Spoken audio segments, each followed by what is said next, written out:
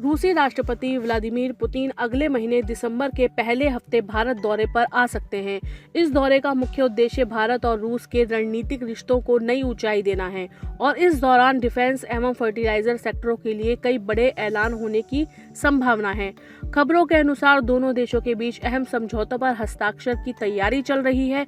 भारत की सरकारी कंपनियां रूस के साथ मिलकर फाइटर जेट प्रोडक्शन और फर्टिलाइजर मैन्युफैक्चरिंग प्रोडक्ट्स पर सहयोग बढ़ा सकती हैं। CNBC आवाज की रिपोर्ट के अनुसार साफ है कि यह दौरा न केवल द्विपक्षीय संबंधों को मजबूत करेगा बल्कि आत्मनिर्भर भारत मिशन को भी बड़ा बढ़ावा दे सकता है। रूसी राष्ट्रपति व्लादिमीर पुतिन की भारत यात्रा 5 और 6 दिसंबर को भारत रूस एनुअल समिट के हिस्से के रूप में प्रस्तावित है। यह उच्च स्तरीय दौरा दोनों देशों के बीच रणनीतिक साझेदारी को मजबूती देगा, जहां प्रधानमंत्री नरेंद्र मोदी और राष्ट्रपति पुतिन के बीच कई अहम द्विपक्षीय मुद्दों पर चर्चा होगी।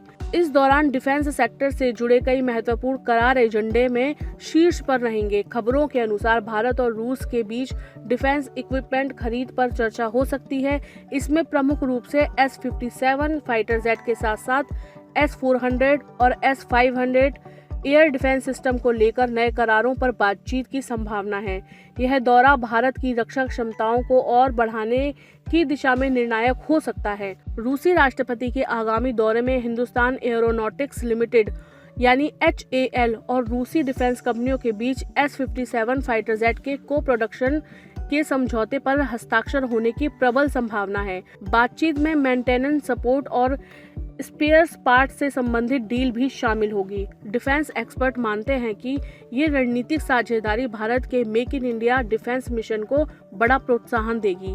यह समझौता घरेलू स्तर पर एरोस्पेस टेक्नोलॉजी ट्रांसफर का मार्ग खोलेगा, जिससे भारत अपनी रक्षा जरूरतों के लिए आत्मनिर्भर बन सकेगा।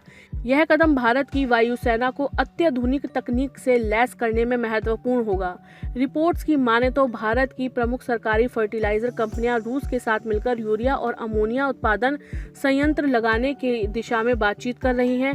भारत की RCF, IFFCO और NFL जैसी कंपनियां रूस में फर्टिलाइजर प्लांट स्थापित करने की योजना बना रही हैं। रूसी फर्टिलाइजर कंपनियों के साथ करार पर बातचीत जारी है।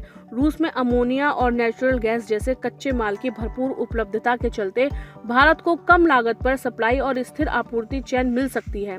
फर्टिलाइजर मंत्रालय के सूत्रों के अनुसार रूस के साथ यह सहयोग भारत को ग्लोबल फर्टिलाइजर क्राइसिस से बचाने में महत्वपूर्ण साबित हो सकता है।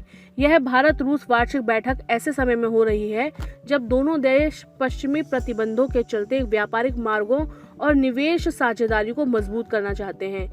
यह दौरा केवल रक्षा और कृषि तक सीमित नहीं है, बल्कि ऊर्जा, अंतरिक्ष और व्यापक व्यापार के मोर्चे पर भी दोनों देशों के रणनीतिक रिश्तों को गहरा करने का काम करेगा।